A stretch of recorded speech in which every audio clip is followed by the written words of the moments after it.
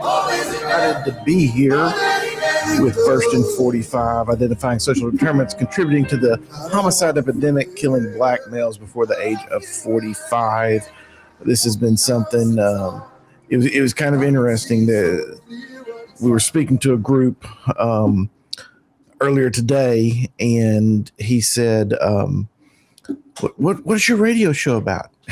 I said, the same thing it has been about for many, many years. It is about this problem that we continue to discuss, that we continue to fight for, that is near and dear to all of our hearts. It's this homicide epidemic that we've got. And I know it's dear to your heart. I mean, it's crazy to me. We started this show well before COVID. We're more than 5 years into talking about this, and finally starting to see a little bit of fruit that's going a long way in solving some of these problems, and just knowing that we've got a lot further to go. So absolutely. And you know, Coach always says numbers don't lie. Together they tell a story. And that's the beautiful thing, is the work that he's been putting in, work you're putting in, and just what we've been seeing, the communication through various platforms, being able to have the data, it starts to make sense, you know. So it's not just, you know, sometimes you can work on things as a project, but this is truly transformational. Absolutely. Absolutely. So before I jump in here, do you mind just opening us up in a word of prayer? Absolutely. God, we thank you, and we bless, honor, and magnify your holy and your righteous name. And as Pastor Drew was just mentioning, God, the purpose of our being here is so real. And we just ask you, God, even as we come tonight, to help not only help us as we have come together, but God, help us to be able to distribute information that will impact our community, our listeners and viewers, in a way that they will go out to make change and to make this world a better place through your will and your way, your direction. In Jesus' name we pray. Amen. Amen. Amen. And as always, we like to kind of kick things off with the why we talk about this, why we do this. It's about the hungry. America has a hunger crisis going on, 44 million Americans affected. Arkansas continues to be ranked the hungriest state of them all.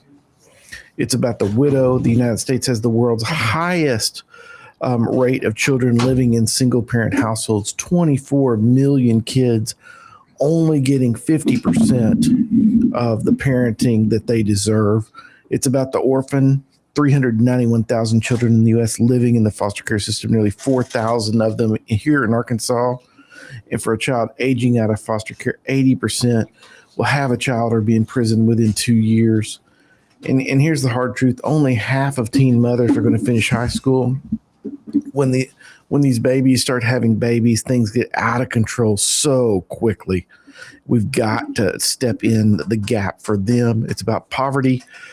Poverty currently grips 38 million Americans, and kids of color bear the brunt. In Arkansas, 17,000 students are currently declared homeless by McKinney-Vento. It's about addiction. By the time they hit their teenage years, millions of American kids have already been experimenting with drugs, and just working with guys coming out of addiction each and every day. We see so many of these guys that it's just like they got off track so young, and it took so long for them to recover from that. We lose out on so much that could be contributing when we allow that addiction to take over.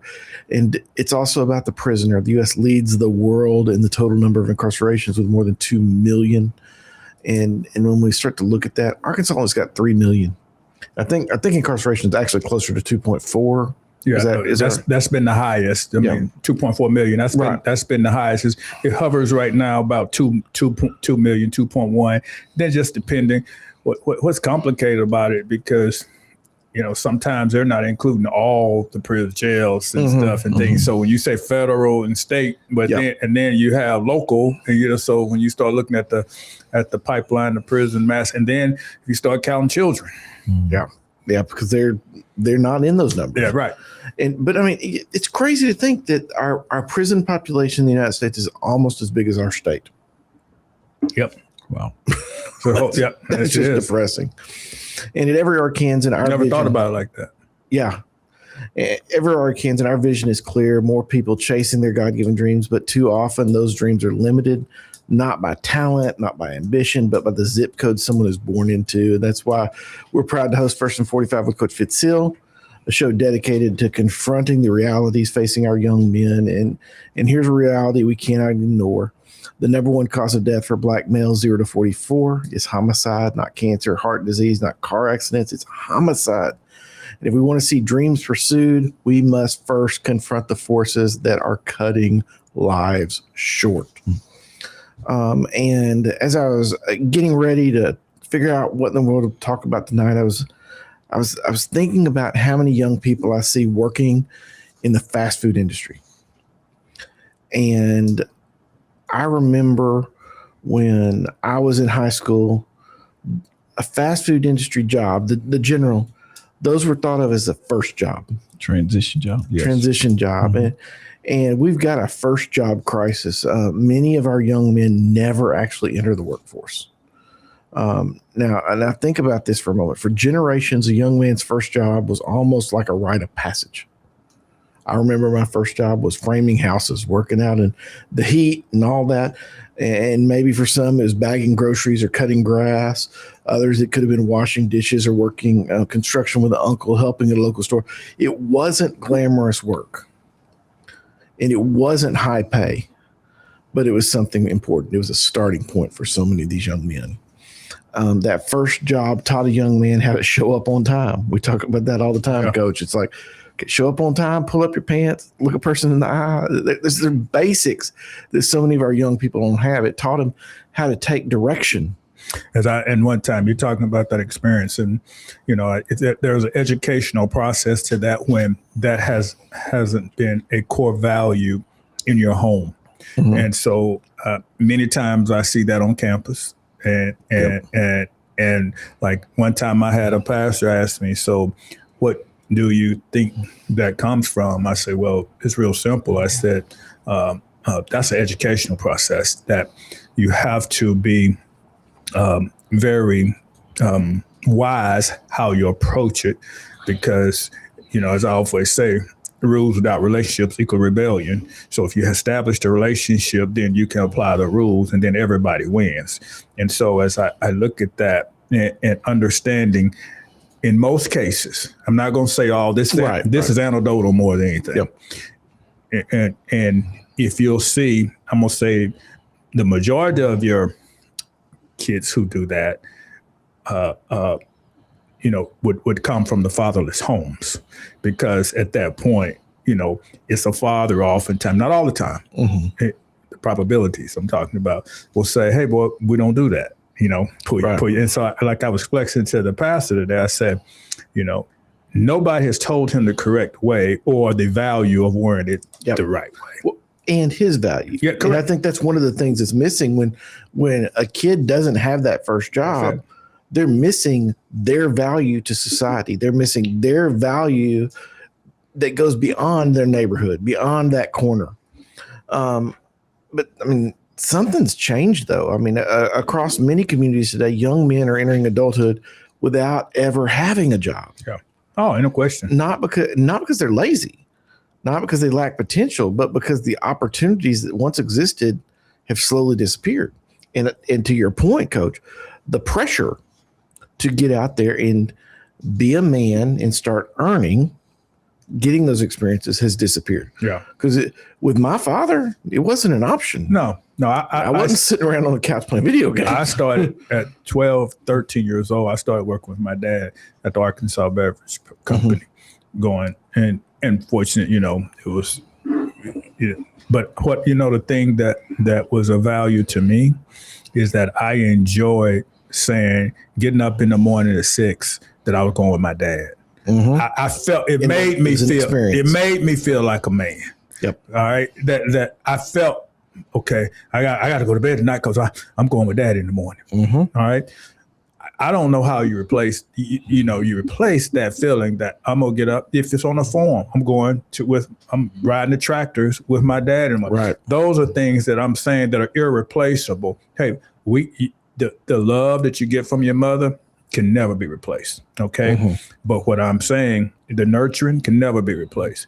But what I was sharing with Joe the other day, we were riding around a welding coach, and I was telling him, we were out by the airport, and I told him, I said, you see that warehouse over there? I said, I'll never forget riding when my dad worked to pick up sugar for the sodas that he was mixing at Arkadelphia Beverage Company. I got to ride in the big old truck, and I'm bouncing up like this, and I'm at to back up, pick up. I never forget that. Right. You know what I'm saying? Because riding up 30, coming to Little Rock to pick up the sugar, I felt like I was. So now I slept half the way, but but that's that father experience. Exactly. And I think when legitimate work feels distant, something else kind of fills the gap, and that's the street economy. No question. It's not that same feeling. It's something different. And when we look at the street economy, it teaches you lessons instead of patience. Right. It teaches speed. Instead of teamwork, it teaches survival. Instead of delayed reward, it teaches quick money. And those lessons often shape a young man's life. Mm-hmm. And when you look at Colossians 3:23, it says, whatever you do, work with all your heart as working for the Lord. Work isn't just about money. It's about building character. It's about building discipline. It's about building dignity. And to what you just said, it's also about those shared relationships with loved ones, with men that are speaking into you. And these kids, they're missing out on it. Right. A job can do something super powerful for a young man's mind. It says you matter. Yep. Your effort matters. Your contribution matters. Proverbs, man don't work. You don't eat. And I mean, but they understand that that's a value that God gives us, gives you a purpose in your life, that you're going to wake up and go and provide for your family. Right. That's how God intended for it to be, that you would have that. To me, every little family is like God. It's got individual kingdoms, and then from each kingdom, that's how you have build a community. Right. And when you have that support system, like when I lost my father at 18 years old, then what you have those others in the community that come and surround you and make sure that you're getting the things you need. But when you don't have that, and you're already in a fatherless situation, and other fathers are not there, it's really, it can be devastating, if you don't have that. And I attribute my abilities to be here tonight to the community support that I had when I lost my father, because it was just as devastating to lose him at 18, that I had him and then woke up one day and I didn't. Yeah. And I think you use the example of Boys of the Hood so much. When you watch that movie and you look at these young men, and there's this giant absence of fathers in the community, these two kids that grew up right next to each other are two totally different people. That's exactly right. Because of influence. Hey guys, that's the music. We got to take a quick break here for the end of the first quarter, but don't go anywhere. We're going to be right back with First and 45 for every Arkansan. Even in the valley of the shadow of death, I can take rest, cause the living God is living in my chest. Every day I wake up feeling blessed, and even if I don't, I see it as a test. Cause I was lost until you found me. Now I know you're all around me. Nothing I could ever do to separate my love from you. You can just set us free. Hey guys, Drew here, and for the last 11 years, we've worked together to build the Arkansas Dream Center. And over those years, things have grown, opportunities have happened, but we've continued to focus on that mission of every Arkansan chasing their God-given dream. And for that very reason, our corporation is actually known as Every Arkansan Inc. We have two ministries that really work together in tandem to see that mission take place. We have the Arkansas Dream Center, which is going out and we're reaching out to the communities. We're in those communities with mobile trucks. We're doing after school, we're feeding, we're doing all those things you know us for doing. But in addition, we realize that the church is the answer to a lot of society's problems, and there's one on every corner. So we have City Serve that comes along the side of the church, and they provide the resources. They provide furniture and clothing and diapers and all these things to the local churches so they can reach out to their neighbors. And together, when those two start to mesh, we're going out and we're bringing the churches alongside of them, and we're equipping and we're resourcing those churches. We can truly empower the local church with the resources they need to strengthen relationships in their communities. And that's what our vision is for Every Arkansan Inc. And we're so glad you're a part of it.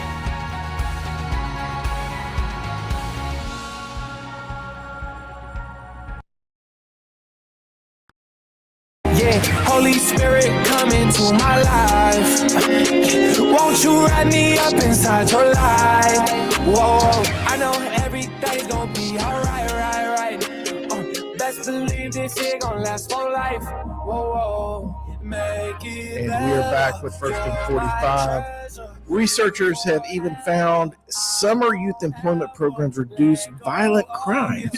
Not only ball, but work. When a kid is working, when a kid comes home tired, when a kid is training and a kid comes home tired, when a kid is learning and he comes home tired, when they're earning, they're building a sense of future.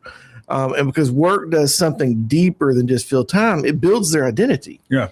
I mean, I look at when you're younger, your identity for a lot of kids is built on the field or on the court. And we're going to talk more about that in the second half. But your ability as you get older, it's no longer who are you, but what do you do? That's how we often as men describe ourselves. And so many of these young people, they had the brakes put on that when they were little. And instead of asking, what am I going to do tonight? A young man starts asking, man, what am I going to build? What am I going to do? And that's one of the things it's funny to talk about this because when I went over there, you wanted to take me through the labs for the welding.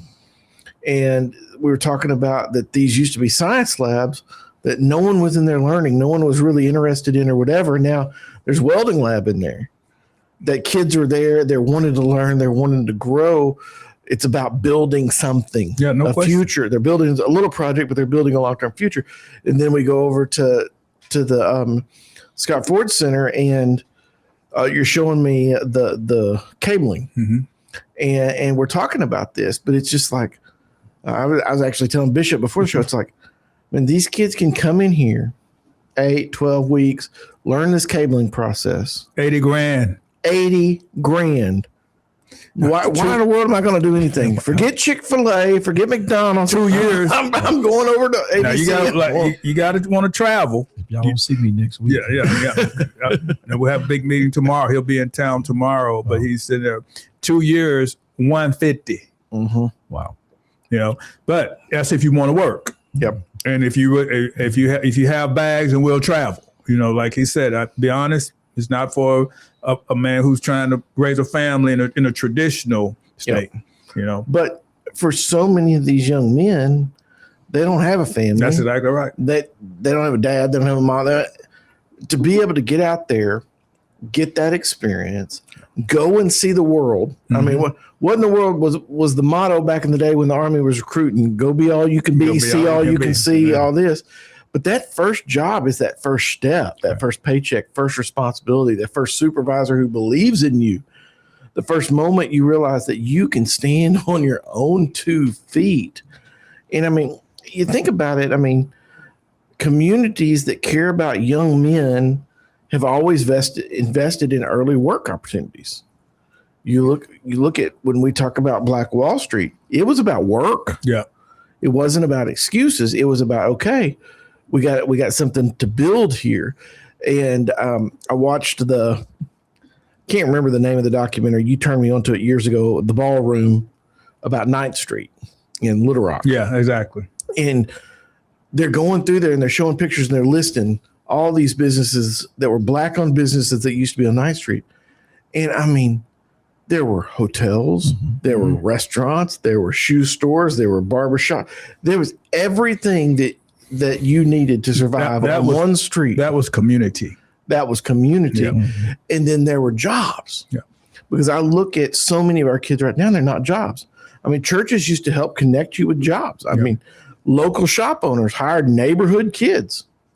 They said, okay, we're going to put you to work. Come in here and sweep the floors. Older men brought younger ones along to construction sites. Your dad put you in the truck to run errands and to do work. It wasn't just employment. It was mentorship disguised as work. That's right. Even if you slept a little bit on your way to come. That's right. Yes, but maybe part of our challenge today is, man, we've got to rebuild some of those pathways. I mean, I look at those opportunities that we're always trying to find to spend time with our kids and all of this. My dad growing up, every summer I had a job. Every spring break there was something to do. If I was sitting around the house bored, he said, "Man, we got to go clean the garage. Hey, we got to go do this." My grandfather on Saturday mornings, he cleaned some factories. Well, what also he did is he had boxes. He collected the cans. And so Saturday morning, up at 5 a.m., we cleaned up those rooms and we collected those cans. And we went over to the aluminum recycler and we'd split whatever cash we got. Right. I mean, we used to do that at the pecan orchard. but there was something about those small steps that rippled throughout my life. And Proverbs 22:6, train up a child in the way they should go, and when he's old, he will not depart from it. For so many years, minimum wage was intended to be a starting point, not a staying point. I mean, it was designed to help young workers get their first step into the workforce. Yep. I worked at Andy's. My summer of my high school year, I worked at Andy's. I mean, it's a fast food as you talked about. Yep. And I worked the grill Thursday night, Friday night, Saturday night, Sunday night. That's how I bought my car. But you didn't look at that as your end. No. You looked at that as a starting point, a place to learn responsibility. You showed up on time. You took direction. You began building skills. It was the bottom rung of the economic ladder, something you stepped on so you could climb higher. Yeah. And I think we've got too many young people that they look at that as their career. And they complain about pay, but this was never intended to be where you stop. And I wanted a car. You know what I'm saying? I mean, that's just big motivation. Yeah, it was. I mean, say, hey, I want to drive around. I don't want to catch the bus to school. I want to drive. I want to drive my own self. So internal motivation has a lot to do with responsibilities of what you're attempting to do. But if you don't have that, and you don't have anybody, teaching you that infrastructure of why you work, why you pay your bills, the financial literacy of, the things that you're an accountant that know that are basic things to survival, because once you get in, your finances is a mess. You can't get credit. You can't do all the things. It then makes life even harder. And that's why the importance of having the father figure. No question. You talk about that car. I wanted that truck. My dad had a truck, 65 Chevy. And he said, you can have it, but you're going to have to work for it. That's exactly right. And that's what Mama told me. She said, hey, you go make $3,000 this summer. I'll buy you. She didn't even know I was doing it because I was working 3 jobs. I worked at Arkadelphia Beverage Company. Then I go to Andy's, and then I cleaned the bank office. So I ain't spent a dime. Awesome. I put that money in there. When I brought her my savings book, and she looked at me and I said, how you like me now? But I think that's another thing, because I remember that there was something about that little bank book that I had that every time I got a check and I went and put money in there, it was hard to spend when you were looking at that number. And it's your money. It's my money. There's no big difference. Your mom, when they were giving my money, this is my money. And so the thing that I wouldn't spend none of that money.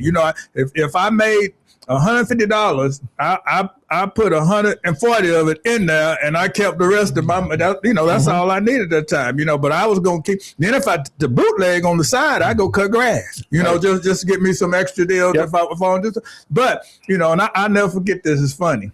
So I'm working at Andy's, and so it was Friday night, and I couldn't hang out because we didn't close till 11. So I didn't get home till 1. All right. Because I had to clean the grill and everything. But I remember my boys hollering at me. I'm pushing out the trash out there to the green rock. Get that trash out of there, boy. What you doing, Fitz? I said, okay. I'm laughing every time. I said, that's all right. Let me tell you something. when I got that car, I rode by and honked at him. I said, now what you think? Because see, now I'm styling and profiling. I'm going through it. I got my music playing. I remember I got my cameo in my deal. I'm jamming all up and down there. But I felt, because that's what you feel when you work for something. Yep. And I mean, the danger in that shift is when the starting point becomes the destination. I mean, you lose your incentive to build skills or pursue an education or do something more. There was an incentive there to save for a car. And then once you got the car, it's man, okay, this feels good. I earned this. I built this. I did that. What's next? And I mean, you always talked about your retirement, your future was always education for your kids, that next step for your kids. I know, Bishop, you spend a lot of money sending your kid to school. I spend money sending my kids to school, and we see that pursuit of something more is what it's all about, not being satisfied with what you got. Healthy economies and healthy communities depend upon opportunity ladders. If all of a sudden we walk out and our future is flipping burgers at Andy's, man, that's not very encouraging. I mean, if you were still doing that today, Coach, be a problem. It'd be a problem. But we've got so many of our young people that wake up 10 years later, and that's still what they're doing. They're not looking at these opportunity ladders, or the opportunity ladders don't exist because they don't have the relationships. Correct. The minimum wage was never meant to be the finish line. It was meant to be the first step on a much longer journey towards stability, dignity, and self-sufficiency. Training doesn't only happen in a classroom. It happens in workspaces, workshops, garages, kitchens. It happened when I was mowing the grass at my grandmother's house, or I was mowing the grass for someone that was paying me. Right. There was training. There was something involved. Sometimes the best intervention program isn't complicated. Sometimes it's a broom, a uniform, a time clock, someone saying, be here at 8. And I'm excited this summer. We'll have several of our youth that Gabrielle's already got jobs for. Okay, this one wants to learn culinary skills, so they're going to work in the kitchen. This one's going to do this. This one's going to do that. And it's that first stepping stone for youth. We've got to look at this as investments in our community, and we've got to figure out, how can we create more jobs? How can we create opportunities? Maybe this job doesn't pay anything. Son, you're just going to learn how to mow the grass and maintain the mower and do this. And we're going to go do it for the little old lady down here. She needs some help. We're going to take care of it. We're going to learn that work ethic. We're going to do this so that one day, you're going to have the skills to move up that ladder. And so I just want to just challenge all of our listeners out there before we go into halftime here, and think back to your first time job. Who gave you that opportunity? What did it teach? And how did it shape you into the person you've become? What opportunities do you wish you would have had? Now, how can you create those for someone else? That's right. How, if you're a business owner out there, how can you say, you know what? It'll cost me $2 or $3 grand to hire a kid this summer. I can afford that, even though I don't need it, to give that kid an educational opportunity to move forward. How in the world can I make a difference in the educational economy that is impacting so many of our fatherless children in our neighborhoods each and every day? That's my challenge for this first half. We got a guest coming in the second half, and pretty big deal if you listen to Coach. And I think you're going to want to stick around and hear what we got next. So don't go anywhere. We'll be right back with First and 45 with Coach Fitz Hill. Then you lying in the rain, in the sun. God is good. Oh.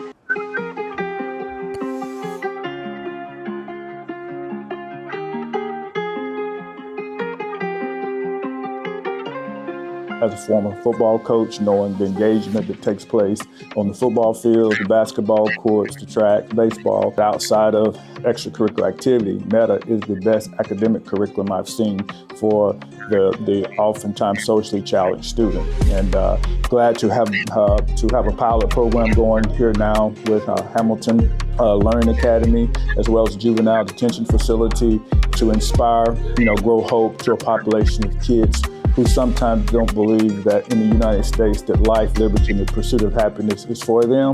And so this opportunity allows them to see that, to feel that, and to engage in that, and to leave here thinking that I can do something that maybe they didn't think they could do prior to enrolling in the Meta 24 program. All right, who's the CFO?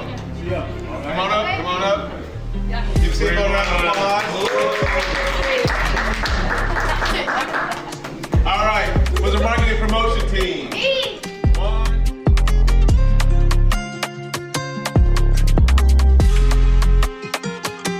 My name's Shania, and I make this pillow. It's a baby pillow for baby. It can be for a boy or for a girl. It's saying, be what you want to be. I really want to make a side hustle of this and like give pillows to the hospital so you don't get good rest with like soft pillows like this.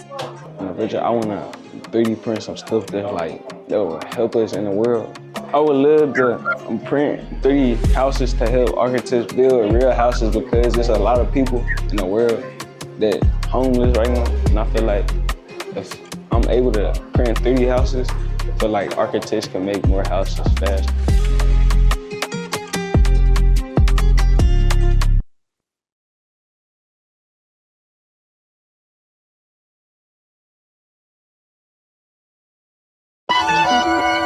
Hey, check. Yeah. Whoa. If there's one thing I know. Hey, yeah, God is good all the time.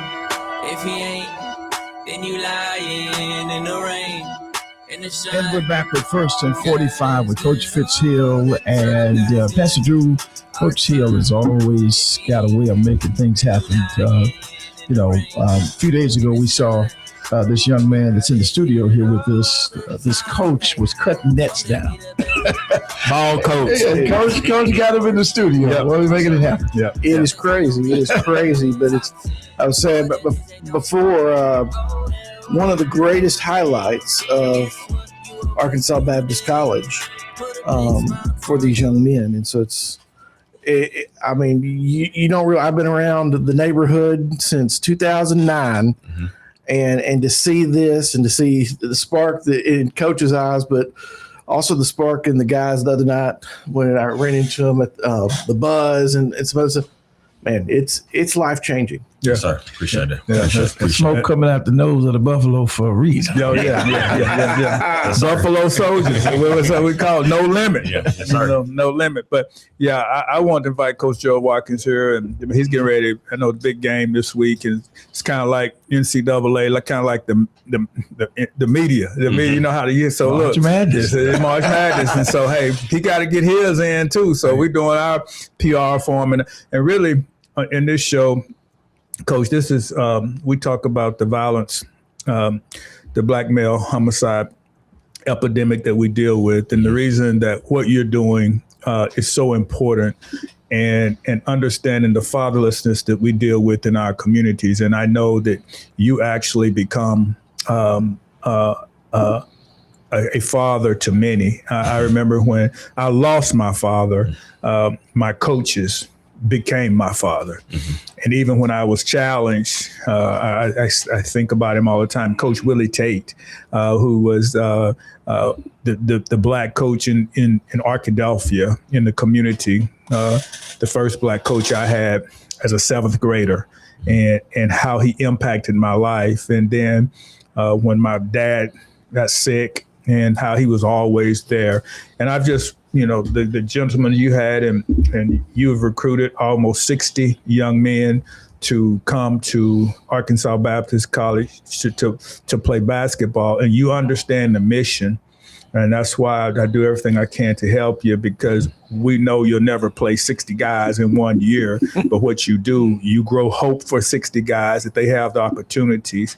And what the data tells us that only 5%, the study shows, only 5% of black males who enroll in college each year will commit a crime.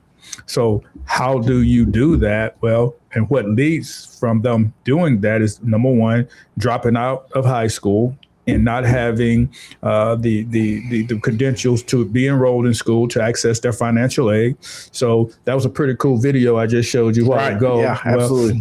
That's our drop. Those are students who are completing their GED at ABC so they can enroll. But they're now getting a welding trade while the things you were just talking about, while they get their GED. So, man, I'm pumped about that they get to go and do 4 hours worth of welding in the morning and then go over and start working on completing their GED. So we're doing job training and educational training, simultaneously for their futures. Mm-hmm. And that goes back to speak just to what you're talking about, because if you can get a job, all right, and you have a skill, I tell people all the time now, I'm blessed to have been able to get a doctorate degree, which, worst case scenario, I could be a lecturer. I'm a full professor. I'm proud to say that at Arkansas Baptist College. But if I was able to do that, if I didn't have that, I tell people all the time, you have an accounting degree, that's expertise that you have. Right. But I tell people, you get a degree, I said, well, when you get your degree, what I want to be able to do at ABC is make sure that you have something that you can do with your degree. Right. Absolutely. At the same time. So I got a business degree. What can you do? Mm-hmm.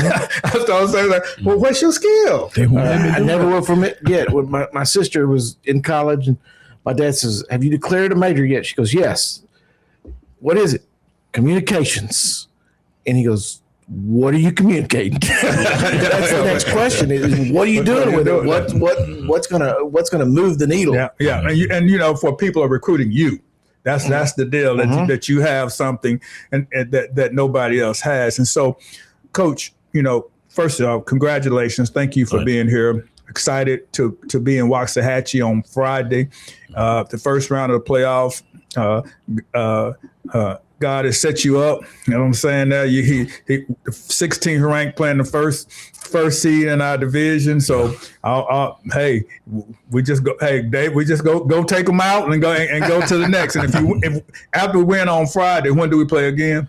Play Saturday, 5:30. 5:30. Play again Saturday at 5:30. Mm-hmm. Man, they don't give us 2 days rest, and the way they do it like that. No, when we go to the tournament, you get an hour practice, hour shoot around. They expect you to come down there ready. Okay, all right. So recovery is big because they only give you. So you don't even get 24 hours turnaround. No, that's it.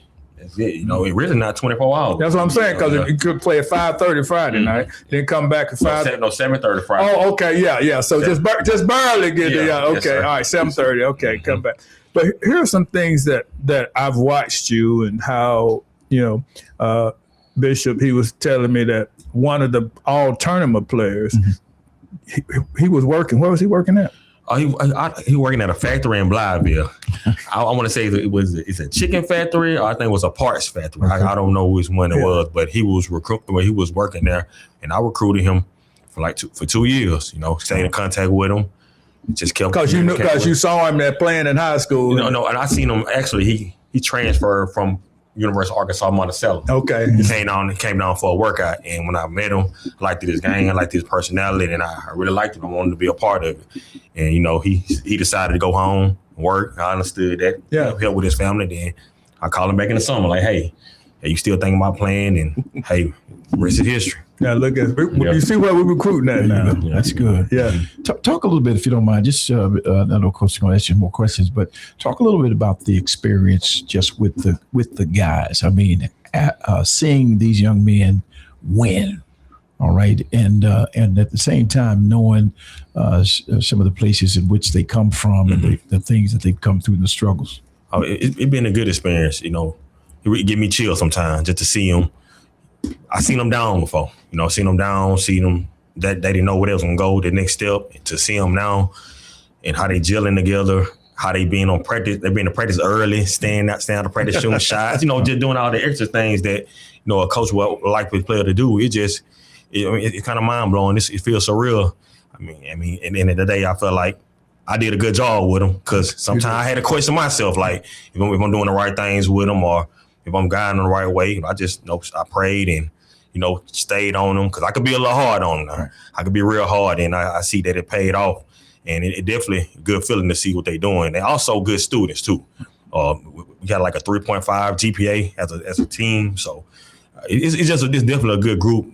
Good group. They together. They love each other. They always be with each other, things like that. So yeah, it's been a good experience. And I think the other thing that's really kind of crazy to what you were saying is 6 months ago, a year ago, these young men didn't know what they were going to do. Yeah, they didn't. I mean, didn't even know if they were going to be in college anymore. Right. And I'll tell you, it's interesting. And, I don't mind because it's been all in the paper and everybody knows, and everything. But when I went down to congratulate, one thing he told me, he said, "It's amazing to go from not getting paid to getting the championship." Yeah, for sure. I'm not thinking about that. And I mean, another kudos for you sticking with it. Yeah, absolutely. Because I mean, I work with young men like this on the high school side of the house, and man, when that hope's gone, when the last person that believed in them disappears, man, there's a whole lot of trouble those young guys can get into really, really fast. And we always talk about that the coach is that absentee father in so many of those lives. And that's, once again, that's just huge for these young men. Not only to have someone that stuck with them, not for the money, but because you just loved them, but man, believed in them when a lot of them were probably ready to give up on themselves. And then the opportunities, I mean, Coach kind of said 50 students on the basketball team. We all know that only 5 are getting on the court or whatever, but the opportunity. He's selling hope. Yeah, we have things in place for the guys. We have other leagues they play in, and also, we have a JV program. And some of these guys would never got opportunity to play college ball. Period. That's so just by them bringing them in, and I coach them. I coach everybody the same. Give them opportunity, and I like, hey, this could be a stepping stone for you. You can get better. You might get a opportunity to play, on a varsity team, or go to another route, just a stepping stone, just to get your foot in the door and give you hope to play ball and graduate college. Everybody's a part of the team, and whether they get on the court or not, you're imputing hope into them. Coach, that's one thing you talk about so much. You talk about kids getting suspended from school. You say, where they going? That's exactly right. And that's what we have, and we're going to continue to work. That's why I'm so excited about the GED program, the premier, all the labs and things that we have. It's just really that we can make a difference and give an opportunity. One thing before we go to break, I want to share. I told you I had emotion. I got crying and everything, but because I was so happy, because I knew the struggle. I started back in helping in to keep this opportunity available. And that's why I told, at first I didn't want to do it. I mean, I told at first I said, no, man, I can't, y'all know. I said, but then man, the Holy Spirit moved. I said, well, where are these? And today we're at 401 students. Yes, sir. Okay, 401. I mean, when we got there, we only had 67 people in the dorm last spring this time. And I realized, I just took some pictures. I walked through the dining hall, and the dining hall, you ain't got nothing but brothers up in there. I mean, you go in there and sitting in there and everything. But here's what happened. When I walked in there, if you ever been to Gwinnett College, it's about 13,000 people. Okay, the gym, brand new, $45 million gym. Okay, very nice, very nice. So I'm sitting over there looking at us, from Arkansas back. We got our, we got our fans and everything over here, and I'm just thinking that, I said, oh man, we got to beat the officials because they wouldn't give us early and they wouldn't give us no call. I said they ain't gonna let us win. I was telling President Watt they ain't gonna let us win. And then next thing you know, man, I just start praying. And then, when I sit there and I said, after we won, I sit there, I look around that gym and I thought about it. I said, $45 million gym. I don't know how much our gym cost. I said, we got water leaks and everything else going on, but we won. I say, but that it don't matter. You see what I'm saying? I mean, the equality is in the effort and the talent. It's not always in the surrounding things. But hey, stay tuned as we get ready to come back. We're going to talk a little bit about the role Coach plays as a father to the fatherless and how I just applaud the work he's doing to bring hope to those young men. Hey, it's First and 45 with Coach Fitz, Pastor Davis, Bishop Fred, and Coach of the Century, he called him, Coach Watkins. We'll be right back. Black men have so many different problems, so many different issues. Homicide rate, high incarceration rate, fatherless homes. What is America going to do about it? What are we going to do about it? Yeah, what are we going to do about it? When I say we, I'm talking to black men. I'm asking us, what are we going to do about issues that negatively impact black men and boys to a greater degree than other demographics? Everybody knows about the homicide epidemic in this country regarding black men and boys.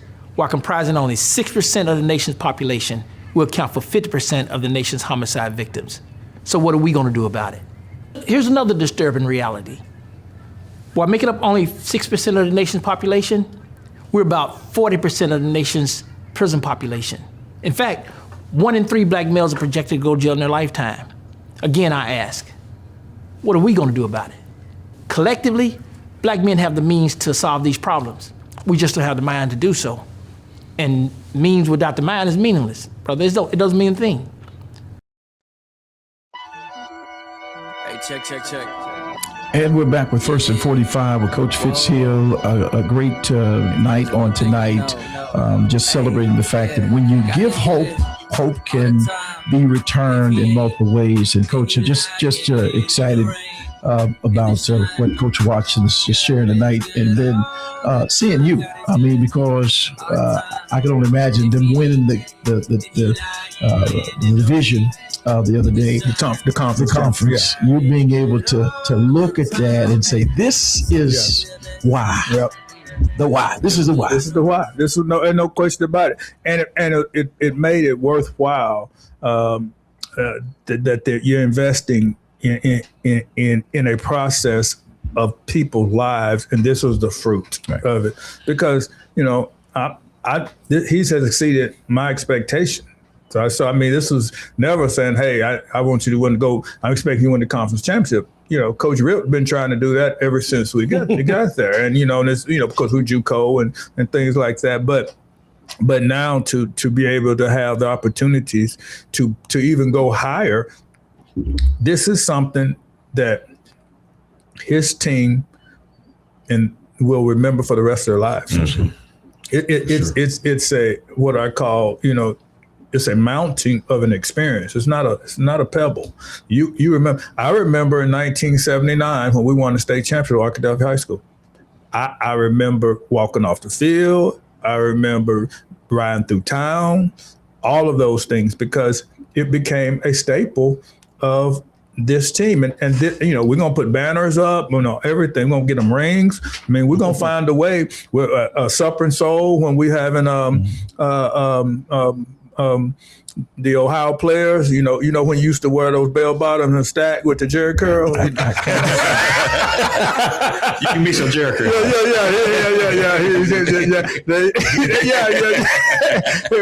We're gonna honor the team at the event. So, I mean, because and so then we're gonna let you dance the Love Roller Coaster.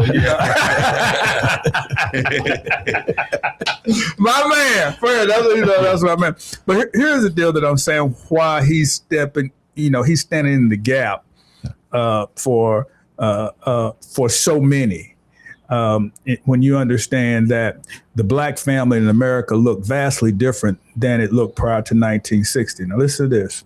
From 1890 to 1950, the black family had a higher marriage rate. Black females had a higher marriage rate than white females. And in 1950, just 9% of black children live without their father. That's what y'all think. Only 9. Only 9. So from 1890 to 1950. So to me, that's what I'm studying. Mm-hmm. So I'm a football coach. That's winning. Mm. So if I'm going to sit here and say, so what was going on differently? And how do we return? Because the things that we're talking about to stop the black male homicide epidemic, that has to be our model that we go back to say, if we're going to change this, we're going to have to go back and look and see how they want, what plays they running, what pick and roll they got, what pass route they're doing, what defense they're doing. Mm-hmm. That's it. So if you're going to explain to me, this is in my mind, how from 1890 to 1950, in the Jim Crow era, segregation is strong as ever, lynchings is happening, there was not a black male homicide epidemic, and only 9% of black children live without their father. By 1960, the black marriage rate had declined, but remained close to the marriage rate of whites. So it was compatible. We were not, but you were looking, said, hey, black and whites having children, the same percentage. Fast forward to the mid 1980s, and this is what I'm studying right now, to be able to find these social determinants that have birthed this crisis and teenage pregnancies, how, the fatherless homes have skyrocketed, and the rate of black out of wedlocks went from 24.5% in 1964 to 70% in 1994. Now, that's a dissertation that we must learn about and understand how we're going to transform those numbers. So that's why when I had the opportunity to come to Arkansas Baptist College, understanding that living in California, recruiting in South Central, recruiting in New Orleans and seeing this, this is a crisis. And so coming to Arkansas Baptist College gave me an opportunity to address this crisis, because in most cases, people were looking at, well, you can't come, or why you don't have ACT score, you don't have this, you don't have that. The mission of Arkansas Baptist College was, if you have a high want to, we want you. Well, Coach has stepped into that gap, and I'm going to say on average, this probably speaks to our population as well at Arkansas Baptist College. I'm going to say if we took a survey, I'm going to say 65 to 70% of our students don't have fathers. Okay. On average. I mean, every now and then you'll see one, but most time people dropping them off at the school is their mothers. And so what you have done it has stepped into that gap, because as that study that I said earlier is that the data says only 5% of black males will commit a crime who enroll in college. So by us having 325 of our 401 students male, we are making an impact within the community. And as we grow, things will expand to be safer. What have you seen, and I want you to talk about this in the next 5 minutes, just your relationships in dealing with young black men, and how, it's not one size fit all, and some you can stroke, some you have to be hard on. Speak about that, because, you have to be flexible because, you have to know some you can't fuss at. Okay. Some you can hook. So what I found when I was coaching, the ones who had a father could take my coaching, but the ones who didn't have a father, when I raised my voice, they dropped their head. You know what I'm saying? So speak about that a little bit. I always say you treat everybody the same first. First of all, you treat everybody the same, but you got to treat them a little different. Yeah. What to get them going, what to not to get them going. And, I'm big on holding guys accountable. Hold them accountable and let them know it's consequences for things you do. It could be good consequences, it could be bad consequences, but just know it's going to be a consequence. And just stand on them and things like that. And, I just show them that I'm here for them. They can talk to me about anything, and it ain't nothing they've been through that. I'm still young, but I just seen some things too, and just don't be ashamed of, tell them what's going on. Because if I don't know what's going on with you, I want to know how to help you, and just get them to open up, and just a big trust thing. So, because these kids these days, it's hard for them to trust people. A lot of people let them down, told them they can't do this and can't do that. So it's just earning their trust and, spending time with them. That's another thing too. You got to spend time with them. I make sure I see the guys every day. Eric Bozeman taught me that. Eric Bozeman, that I used to work for him. We'll sit on the bench outside the gym. Just want to just see him come through, talk to him. It could be good, it can be bad, but we just want to see you, see how your day going, and just build that trust and go from there. Right. Yes, sir. Well, what he's speaking about is many times what you find is that you don't have somebody advocating for you.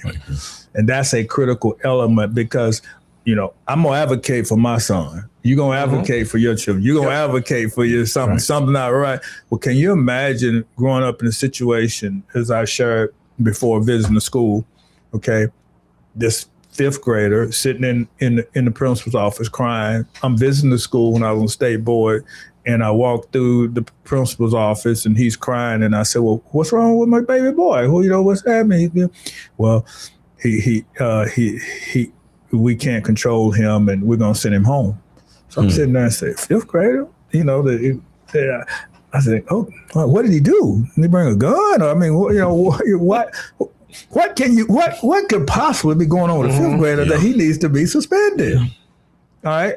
But then back to my things, I didn't know later on when we start working, 80% of all juveniles were suspended in elementary school. So all of it started to fit. But understanding that, so I said, okay, because I'm just baffled by having to suspend 11-year-old kid. What could he have done? So we leave and do the tour. I come back and 30 minutes later, he's still in there crying. I say, well, what you gonna do? How is this gonna work? He said, we called his mother and she couldn't get off work to come get him. She said that she had a job, and then he didn't have a father, so we're just gonna have to let him sit here until school's out. And so now, understanding what that child needed at the time, I don't know, but that's become, I would learn that's become more of the norm than the exception when it comes to suspensions. And so, having those kids, because that kid would need you. But because he's already on that pipeline to prison track, he would never have access to play athletics because he's not participating. Because if you're suspended from school, you don't get to play ball. That's why we've started Meta. So that now, a welding, all right? You don't have to pass 24 hours to go to Meta. You know what I'm saying? But and if you get suspended, miss a week of school, you can't catch up. You can't, ain't no question. So it's like the suspensions and the expulsions. All they do is set the kid up to fall further behind. It's the birthing of the pipeline. All right? What I call right here, poverty, teenage pregnancy, and elementary school suspension. That's when you're running the game plan to get a young person sentenced to prison. Hey, Coach, thank you for joining, man. Hey, Bishop, pray over him as we get ready to close, and that God will take favor in him and his trip as he lead his young men to battle, that we'll dethrone the number one team and bring that ship back to the home, back to the bride. God, we thank you for the coach. Thank you for his heart for the young men and what he is doing.